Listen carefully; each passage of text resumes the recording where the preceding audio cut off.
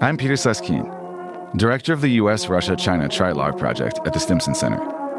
Since the middle of the 20th century, relations among the United States, Russia, and China have had an enormous impact on each country separately and on the world as a whole. The purpose of the Trilogue is to better understand this extraordinarily complex and consequential relationship by directly engaging with experts from all three countries. So today I have not one, but two guests, both in the flesh, both in Washington, D.C. I am joined by Alexander Dynkin and Feodor Voitolovsky, respectively President and Director of the Institute of World Economy and International Relations at the Russian Academy of Sciences in Moscow. So welcome to Washington and welcome to the podcast. Thank you very much, Peter, and we're very grateful to Stimson for bringing us here. Do you think that you are the first two foreign policy experts from Russia to have come to the U.S. Capitol since the start of the war? It looks like that, because we have been before in 2019, and today sounds like a century ago. Yeah, then pandemics happened, then the conflict in Ukraine has activated in a new phase, because we see there's a continuum since 2013, and a special military operation has started. So after that, I do not think that too many persons from expert community from Russia have visited Washington, D.C. Yeah, I think you two must be the first to have come in a number of years. So I know you came for an event at Tufts. They invited you and there was no particular trouble on either side. Well, no, it was unbelievably easy issuing our visas in American embassy, just like that during 1 week. Yeah, we just came to the embassy. They have asked 1-2 questions. So what is the purpose of the visit? They looked at the invitations and they suggested to wait for 1 week. And in 1 week, we have got our visas.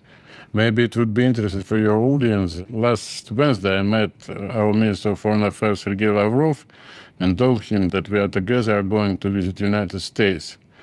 He was surprised and asked, what about the visa? Are you going to Yerevan, to Vilnius? Where did you get the visa? I answered, not far from here, on the Sadovое Kольцо, on the Orchard Ring. He astonished, he didn't believe me. But so he has done his work well, because the first agreement that he and Rubio came to in Saudi Arabia was the reestablishment of consular services, right? So you guys are the guinea pigs of this new negotiation. Maybe we are the first lucky of this outcome. But the paradox is that we have received our visas before they met in Riyadh. Oh, okay. So that explains why the Russian foreign minister would have been surprised. He had not yet negotiated this. Yes. Yeah. So perhaps we were pushing on an open door. Maybe, we believe so. So we came here to talk to American professionals in the field of foreign policy, world economy, to discuss broad range of issues, because we have a lot of things to be discussed, not only in Russian-American relations, but also in global agenda. Well, wonderful. And we at Stimson are going to put you to work. We're interviewing you now for the podcast, have a private meeting later, a public presentation tomorrow. So I hope that you're not too jet-lagged. So I was in Moscow myself about a month ago and met with you, Fyodor, and this was a few days after Witkoff had arrived and maybe a day after Vice President Vance had given his speech in Munich.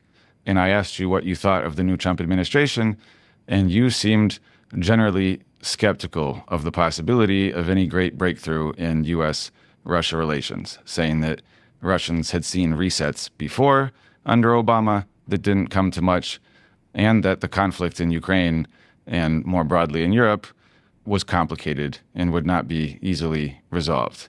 And I told you that there had been a real revolution in Washington, a new paradigm, and that what might have been true under Obama would not hold for Trump, that there was a real transformation here. So on one hand, in the intervening month, we have seen the argument in the Oval Office, a cessation of American military support for Ukraine, and then a resumption of that support, many meetings in Saudi Arabia.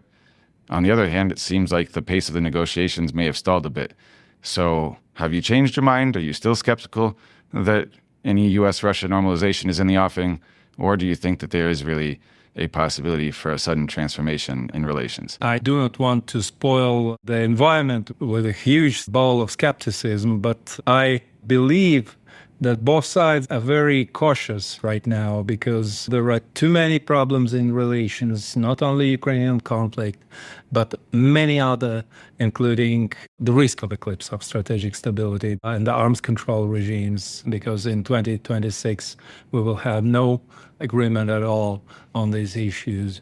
Because New START will expire. The New START will expire because of many other things, because of very negative political, psychological, and security effects going from the Ukrainian conflict as a knot with a lot of ropes interconnected with this knot. Well, I try to believe in optimistic. Because, in the history we know that there are decades just like a week, nothing happens. And they're supposed to be weeks, which looks like a decade, because a lot of events happens. And my take is that today in Washington, D.C., we are enjoying the same process. It's unclear what would be the outcome. But I guess the major breakthrough of Mr. Trump that he's tried to search the exit strategy from Ukrainian crisis. Before we have heard about the strategic defeat, about we will support Ukraine as long as I don't know how long, but he completely changed the paradigm. And this is, of course, I would like to say that this is very much new, and I have some positive hopes. Of course, the problem for Mr. Trump is his patience. He is well known as non-patient person. And the issue is so complicated, so deep, that this is my first concern, how patient he could be. Second concern that in the current administration, I find out the lack of Russian experts.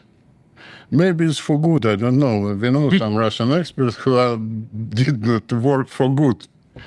And the third concern is the strongest lobbying from Europe, especially from our former Baltic brothers.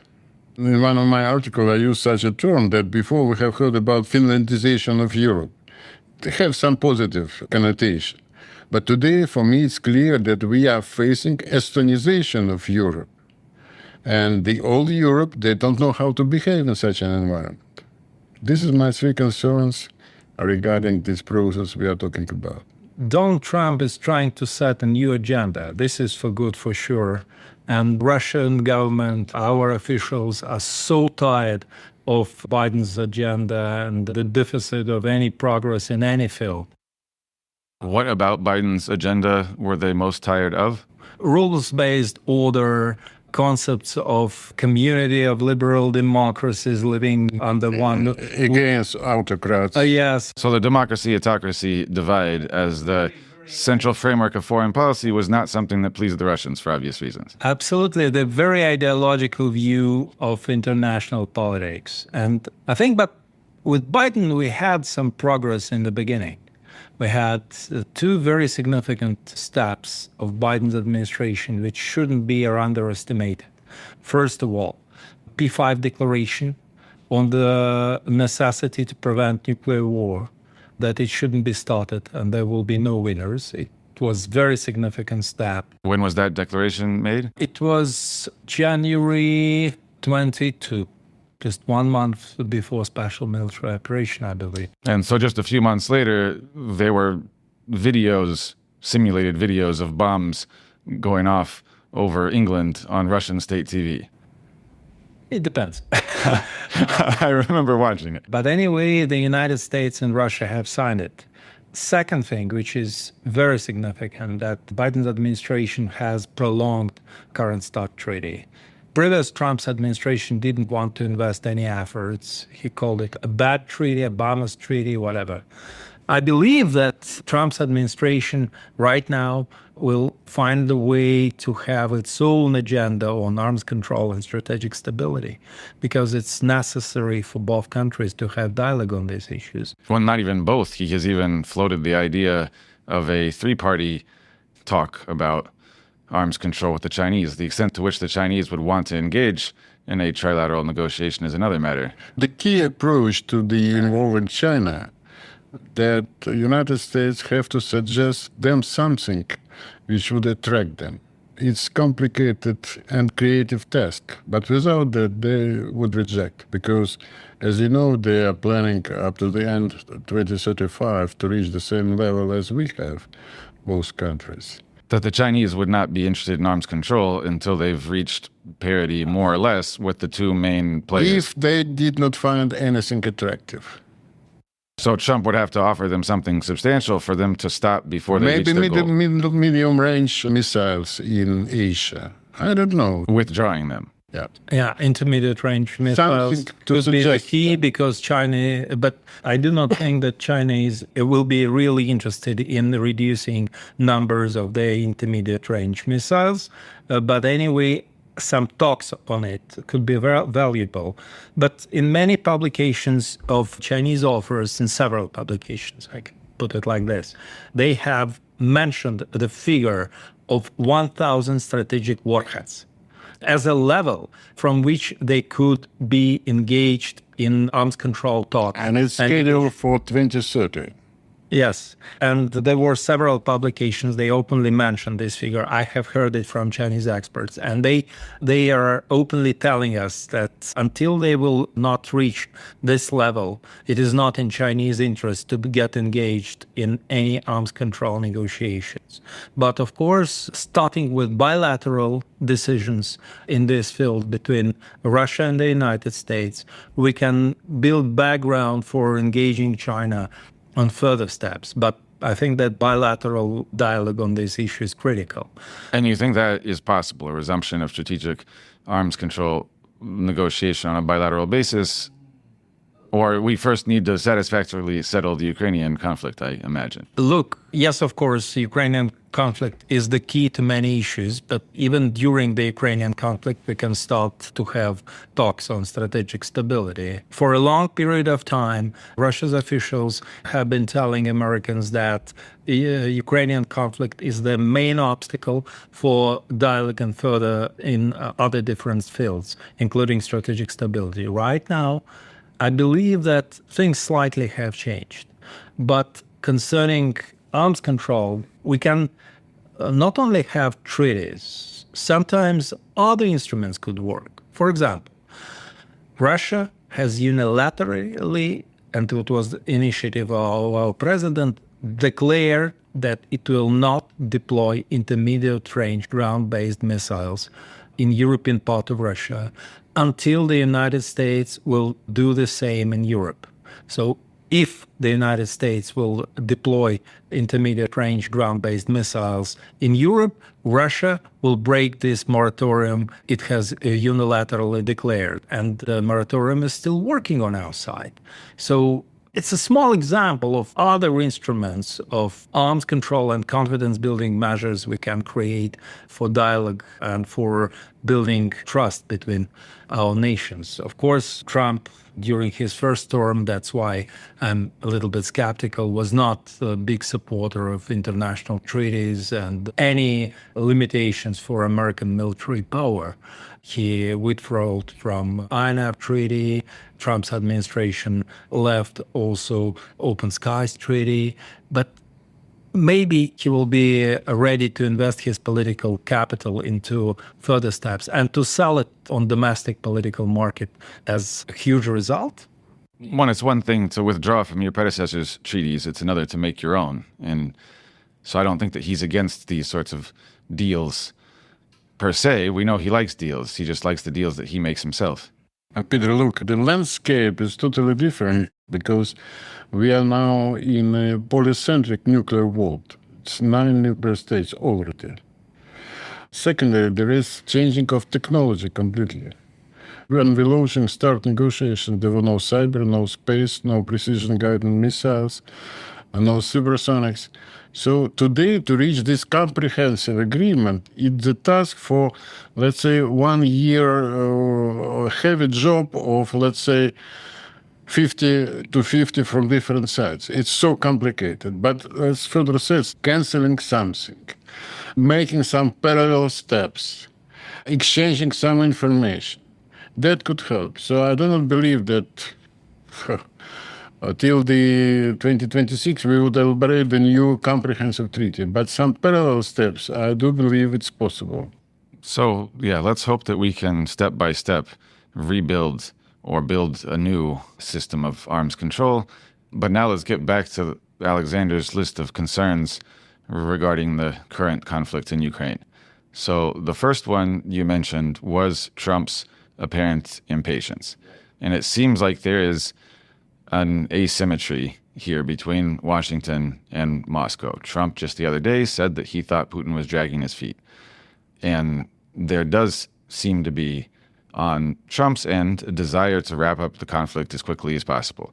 Putin, on the other hand, seems to believe that he holds the initiative on the battlefield and that he would like to maintain that leverage until he is given something substantial. So it's in his interest to play out these negotiations as long as possible.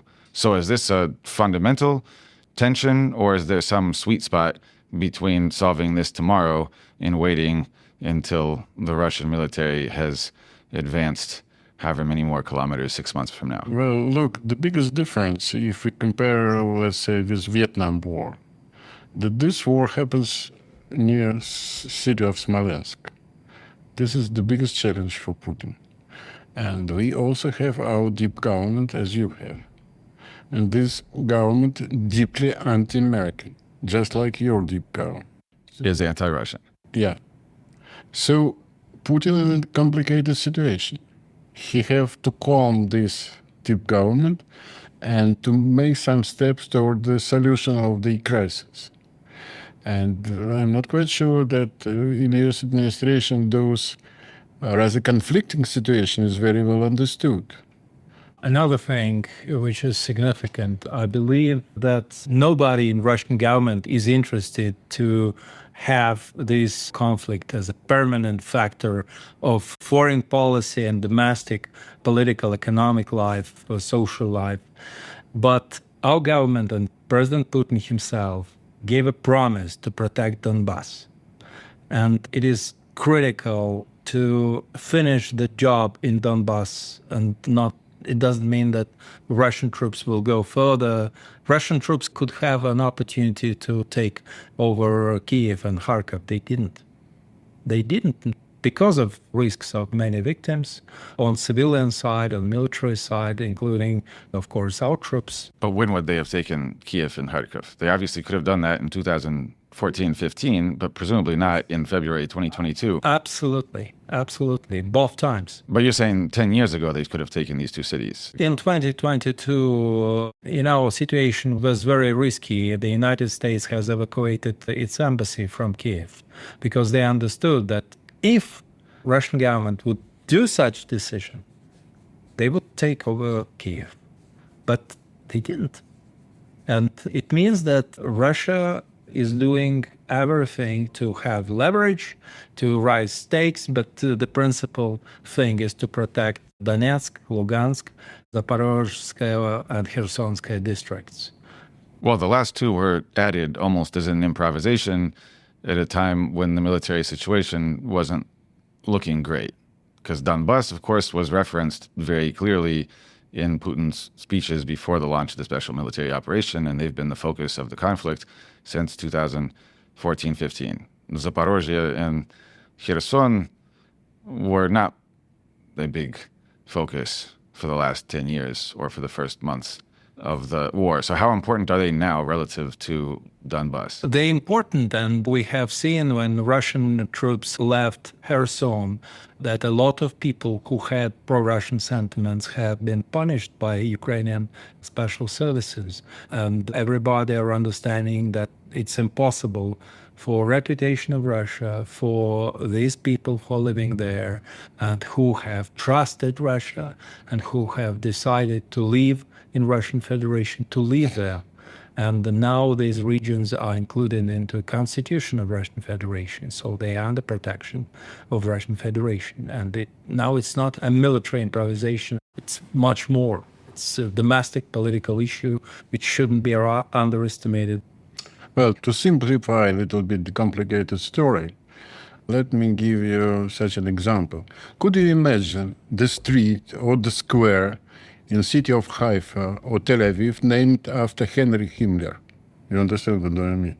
Why do you believe that people in Sevastopol and Donetsk would enjoy the street of Stepan Bandera? It's impossible for them. That's historical memory, going through generations. But so also Sevastopol now is under Moscow control, so there are no streets named after Stepan Bandera. He served in the SS, but he was at the same time a Ukrainian patriot, so by the current Kiev government, he is represented as a national hero opposed to Russian Soviet imperialism. But in Moscow, he, of course, is still remembered as a member of the enemy Nazi camp. As well as in Warsaw. As well as in Warsaw, because the Poles and the Ukrainians are having to bury difficult moments from their mutual history. Yes, and Stepan Bandera, he was responsible for killing thousands of Jews and thousands of Polish and Russian people. But so if we take the street names as an important matter, can this be addressed politically or must it be addressed militarily? So let's assume that Russia is not poised to take the entirety of the 4 regions that it has constitutionally incorporated into the country, and that it is certainly not anytime soon going to go all the way to the Polish border and have the freedom to re-erect statues, rename streets in accordance with its own historical memory. So how important are these objectives, and can they be reached through negotiation? Look, 2014, Ukrainian government, Poroshenko's government, Zelensky government, they have issued dozens of laws oppressing Russian-speaking people, Russian culture, and attitude towards Soviet and Russian history. And I think that this policy has been taken seriously in Moscow and has become one of significant reasons of decisions about special military operations. But together with absolutely irresponsible attitude from France and Germany towards Minsk agreements, because it was a chance to, and has been perceived in Moscow in that times, to reach some form of peace and political process between Russia and Ukraine, some political process inside Ukraine, and to reach stability. But as Angela Merkel and François Hollande have openly said, that it was a fraud to have some time for Ukraine to get prepared for a more serious war with Russia than conflict in Donbass. Well, but so the Minsk agreement did not manage to give Russia what it wanted. The special military operation also so far has failed to meet the maximum objectives. So what is the path forward? To keep fighting, or is there a way in negotiations with the U.S. side first and others later to achieve the primary objectives now through discussion? Of course, it's a rather simple question. The negotiations is much better than the fighting. It goes without saying.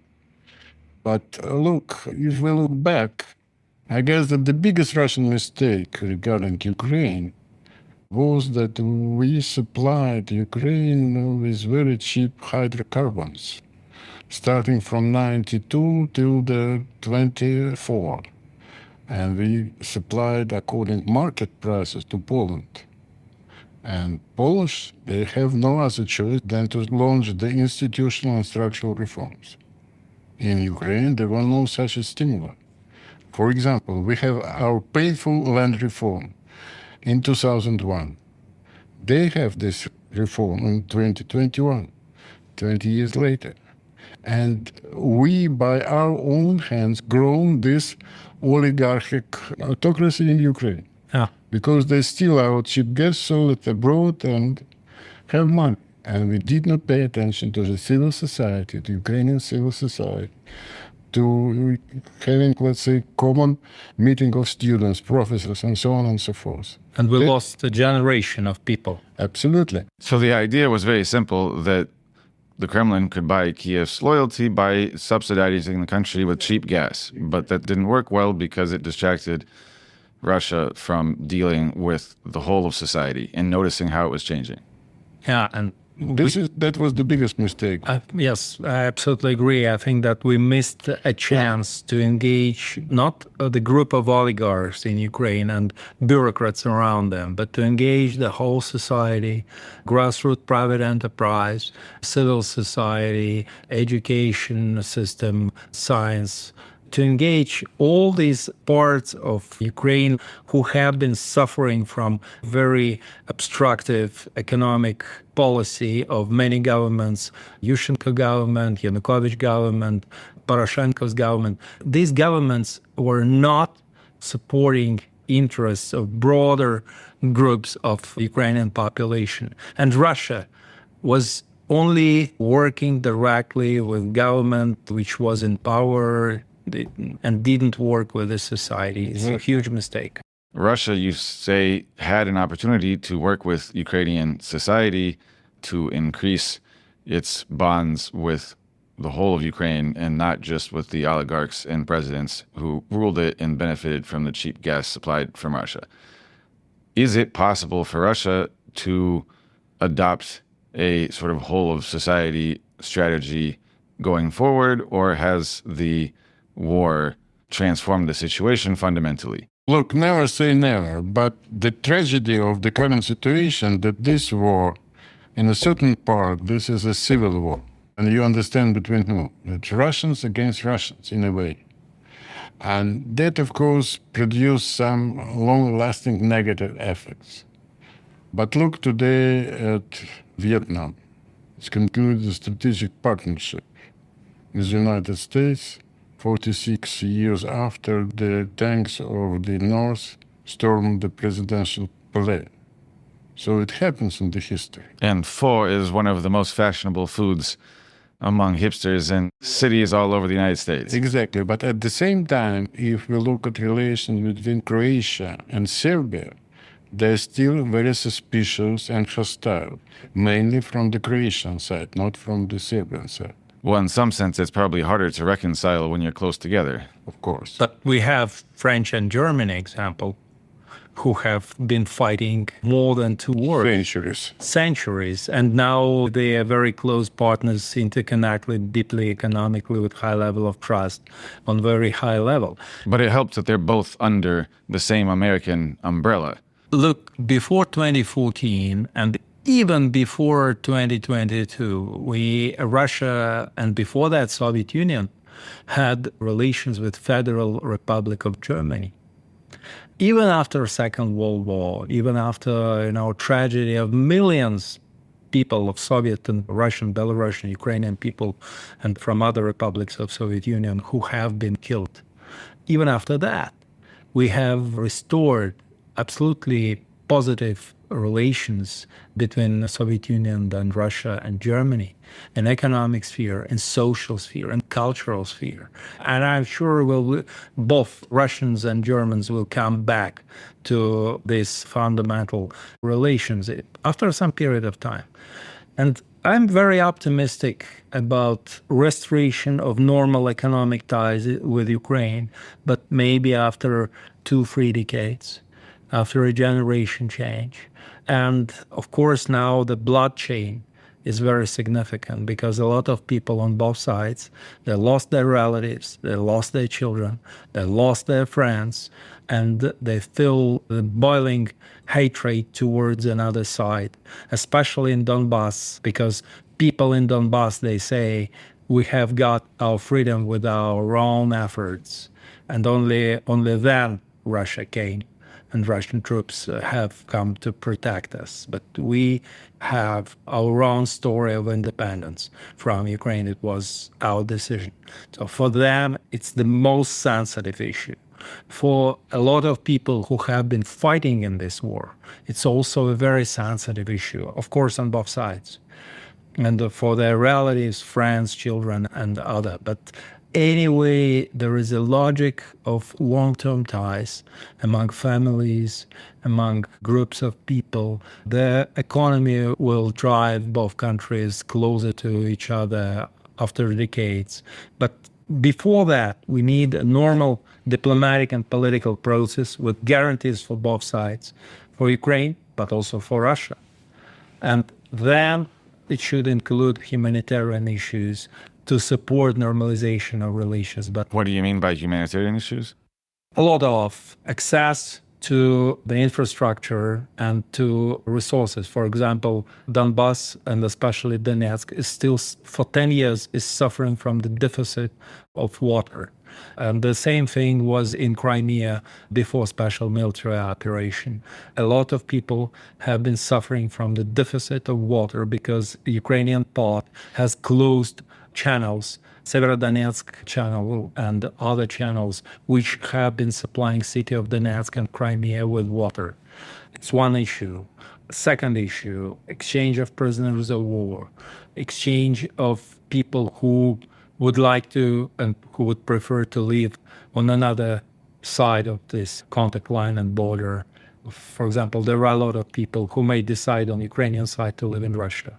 And there will be some people who will prefer to live in Ukraine for sure on the Russian side. And if we would let this exchange, social contacts between families, the mining is a very significant issue because there are thousands of mines on both sides. And the mining is a critical issue for normalization of agriculture, for usage of normal routes and roads, because it poses danger not for military people after the war, but for civilians. Peter, if I may, I would like to raise a little bit level of our conversation to the historical experience. Every time demise of empire brought these internal conflicts between former parts of empire. Look at Pakistan-Indian conflict, look at Yugoslavia, look at Turkish Empire. The borders inside the Russian empires, which used to be Soviet Union, were designed by Bolsheviks according short-term political necessities. Look at Karabakh. This is the story. Because Karabakh was populated by Armenians mainly. There were many Azeris, but it was Armenians mainly. When they took Baku and not yet Yerevan, they just give Karabakh to Azeris. Nobody in the West talked about the rather sharp conflicts which existed in Central Asia. The fight for the water, the fight for the land. Nobody paid attention to that. And only right now that when Mr. Mirziyoyev in Tashkent, he started diminishing these tensions. He launched the demarcation of the borders. And this is the new attitude. Look, we have the problems in the European part of the former Soviet Union. We have huge problems in the Caucasian part, but not in Central Asia at this scale. Thanks to, let's say, skillful approach to the problem and understanding that all this border made by Bolsheviks absolutely voluntarily. Yes, absolutely agree with you, Alexander, because, for example, Tajikistan and Kyrgyzstan have been balancing for decades on the brink of the war, and they had a lot of incidents on the border until, with diplomatic support of Russian Federation and Uzbekistan and others, they have started this process of limitation of border, resolving very complicated issues because territories inhabited by two nations are very mixed in that region. Well, but borders are very complicated everywhere and are always artificial by definition. There's no such thing as a natural border drawn by God, and most people have memories of a time when their borders were in a better place as far as they were concerned. The Poles and the Germans, the Hungarians, the Romanians, all of the Balkans, all of South Asia, and so on and so forth. Africa, we don't even have to start with that conversation. So, of course, revisiting where borders lie is opening quite a can of worms. Absolutely. Absolutely. But this is reality. And sometimes border changed according to the war outcome. But that was just political decision. You need these votes, you gave this part, and that's it. You're done. So it's a bit different story. I'm not suggesting to go back in this historical tunnels, but to have in mind it helps sometimes. And in European history, blood and war, unfortunately, was the principal instrument of delimitation of borders. And what is going on, unfortunately, in Ukraine right now is this new delimitation of borders. Well, so let's say that after a painful process of negotiations, at some point in the next number of months, the 2 sides, 3 sides, 4 sides, however many there are, settle on some new dividing line. To what extent can the US and Russia discuss bilateral relations in parallel with this process of negotiation over the dividing line in Ukraine specifically? So we started with a discussion of strategic stability, and you suggested that is a track that can be pursued in parallel with the Ukraine negotiations. In Washington, in the Trump administration, there is a clear focus on geopolitics, which has led to the attempt to normalize relations with Russia. And I think this attempt would have been made regardless of Trump's desire to make peace in Ukraine. And a big issue here is Washington's worry about China. So how far can the US pull Russia away from China? Is Russia itself a bit uncomfortable in its current state and very happy to have an opening to the West if it is provided? Address the China question, because it's obviously central to every conversation that takes place in DC. Okay. Absolutely. The short answer would be that we have to develop relations with United States up to the level which Beijing have relations with Washington, D.C. Although the China-American relationship is based on an economic entanglement that Russia could never recreate. Exactly, but we have strategic relations, different leverage. So current relations between Moscow and Beijing, I should say they are structural, because we have long mutual border, and both countries are interested to keep it like safe like today we have it. This is the first point. We have matching or parallel outlook for different international problems. Taiwan, Ukraine, whatever, terrorism, a lot of parallel views. When Mr. Bolton came to Moscow in his capacity of the State Secretary during the first term of Mr. Trump, I had a meeting with him and asked, what is your relations with China? I said, look, never against each other, but not always together. Today, I would say that it's grown up, those relations. And nobody speak about Russian dependence from European Union when the turnover, trade turnover was 51% with European Union. Nobody cares. Today, our trade turnover with China is 34%. So quite in opposite, we are going to more balanced relations. And China is growing market on the contrary to European Union market. So I guess that for the whole century, this century, the development would be close. And we need China. We need Chinese investments. Unfortunately, they are not very big. Not all mutual programs go smoothly. We, for decades, talking about new wide-body long-range jet. No way. There is some disagreement. We're discussing for a long time this new gas pipeline, and so on and so forth. So it's normal relations. And I completely disagree with Moscow dependence from Beijing. This is very Western narrative, a very wrong narrative. And one more thing, when hundreds of European and American companies have decided to leave Russian market, they have been changed with Chinese companies who decided to come and to take these opportunities. So it's absolutely market economy based approach on Chinese side and on Russian side. If Europeans and Americans are leaving the market, Chinese are coming with their investments, with their contracts, with their value chains. And what should Russia do? To ignore it? To disagree? They came when everybody left, and together with Indians. And we shouldn't underestimate the depth of ties, economic, political, security, military, technical ties between Russia and India. It's not well known in this city but we have strategic partnership comparable to Russia-China relations with India. Of course, the figures of trade turnover is 3 times lower, but they skyrocketed after 2022. And the Indian companies are feeling themselves very comfortable in Russian market. A lot of Russian companies are working in India. We have high level of trust between our governments and our leaders. And nobody is talking about the risk of Russia-India dependence. Yes, everybody are talking about Russia-China dependence.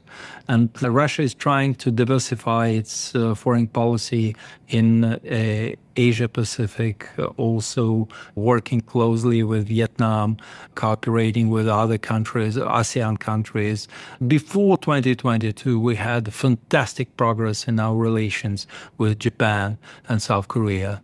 With South Korea, we still have deep ties, and South Korean companies are thinking how they can manage to work on Russian market, even taking into account financial sanctions of the United States. And a lot of Korean companies are still working in Russia, and a lot of them, they want to come and to bring them back their investments.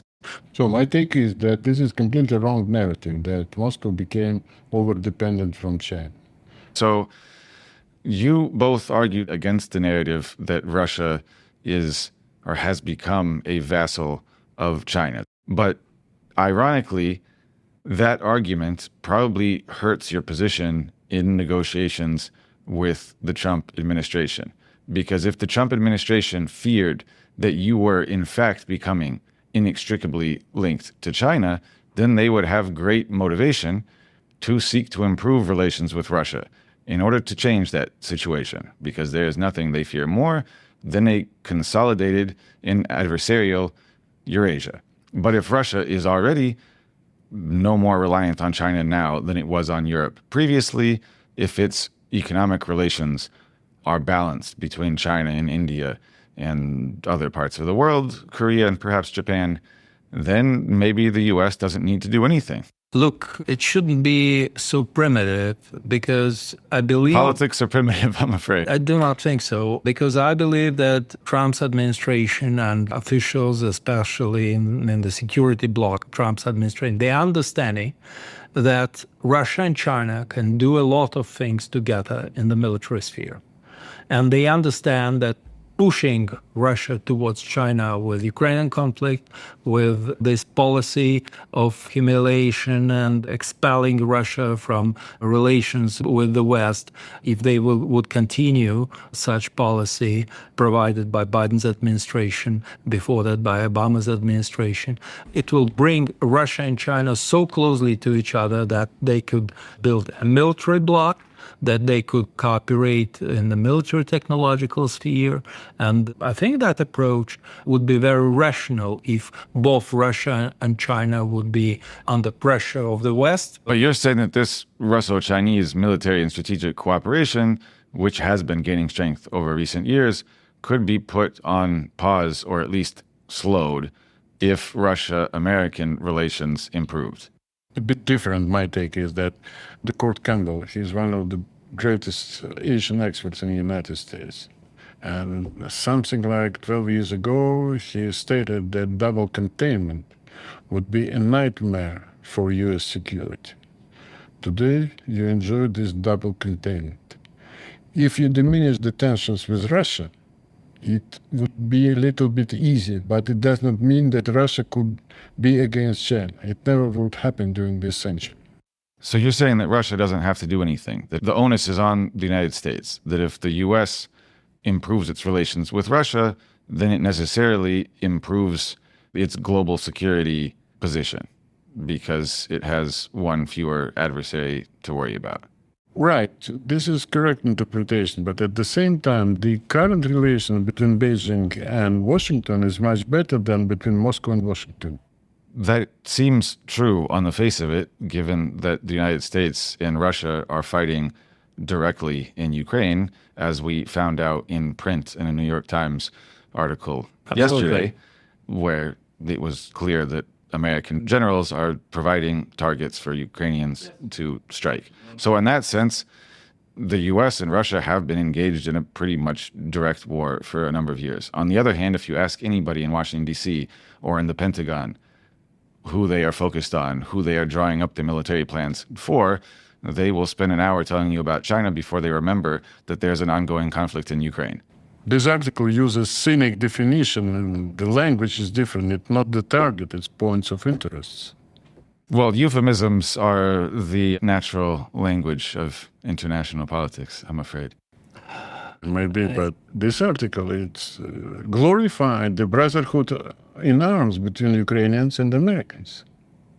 I do understand Ukrainian generals, but I do not understand completely American generals. And in terms of empathy, I think that on Russian side, it would be perceived as a proof of what our officials have been saying about the Ukrainian conflict as a proxy war and as a hybrid war against Russian Federation managed by NATO coalition and the United States. And it's a very sensitive issue. Concerning China, I believe that both Russia and China would be never interested in confronting each other. But relations between the United States and China, they have this significant economic background, and they have a very deep connections on people's level, which Russian-American relations do not have yet. But between the United States and Russia, there are plenty of opportunities, and Russian market is one of the most underinvested markets in the world. And a lot of American companies are understanding this. And I can give you a very small example that in Russian domestic patent registration field, during last 3 years, most of foreign companies registering brands, technologies, trademarks were American during the war, because a lot of American investors are understanding that Russian market is very interesting. 150 million people, a little bit less, with high level of consumption and with a very strong deficit of foreign direct investments. And they're thinking further about next investment cycle. I believe that people around Donald Trump, and maybe he himself, are also understanding these issues. That's why they have started to have dialogue with Moscow on different Well, we issues. sent a businessman to Moscow to talk to your president, so perhaps these opportunities are, in fact, enticing. But what is most enticing for us now is the prospect of dinner with a bunch of other interesting Washingtonians. So I think we should wrap it up and head off to the restaurant. Thank you very much. Thank you, Peter. Thank you for this opportunity to speak to the audience of Stimson Institute. Thank you very much. Thanks for listening to the Trilog podcast. Make sure to subscribe to the show so you don't miss out on any episodes. The Trilog podcast is hosted by the Stimson Center and produced by University FM.